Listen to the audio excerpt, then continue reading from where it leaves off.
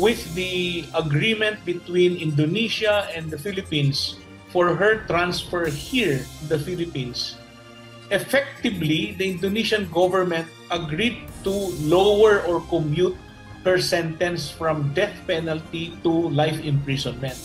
Sa kabila ng pagpayag ng Indonesian government na mapauuwi na sa Pilipinas si Mary Jane Veloso, pinahintulutan lang ng Indonesia na mula sa parusang kamatayan o death penalty ay ibaba sa habambuhay na pagkakabilanggo ang maging parusa nito.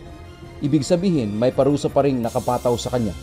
Bukod dito, mayroon pa rin anyang mga kondisyon na dapat sundin dahil makakaapekto ito sa imahe ng bansa sa international community. Kaya naman ayon kay Department of Justice o DOJ Undersecretary Raul Vasquez, hindi ito maaring kaagad-agad na mapagkakalooban ng executive clemency o pagpapatawad ng Pangulo.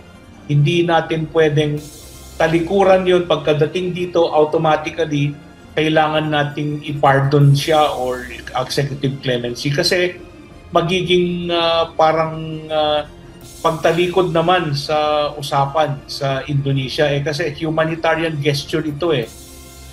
Ang kagandahan lang anya kapag nandito na si Veloso ay sakop na siya ng batas ng Pilipinas at pagproseso sa mga bilanggo, kabilang na ang posibleng pagbibigay ng executive clemency. Yan lamang ay kailangan lang nating sundan o kailangan nating harapin, kailangan natin bigyan ng respeto yung judgment na ginawa ng Indonesian courts sa kanya na siya ay nakatulan ng may pagkakasala talaga. Sa panayam kahapon sa mga magulang ni Mary Jane, ang hiling nila na sana pagdating nito ay diretso ng uuwi sa kanilang bahay at hindi na makukulong pa. Talaga napatunayan naman po na biktima ng si Mary Jane, sana diretso na po nila sa bahay namin si Mary Jane. Huwag na po sanang ikulong. Tiniyak naman ng DOJ na maging ligtas si Mary Jane pagdating sa Pilipinas. Kakausapin nila ang Bureau of Corrections hinggil dito. Dante Amento, UNTV, News and Rescue. Diyos ang aming sandigan, serbisyo publiko ang aming pinahahalagahan.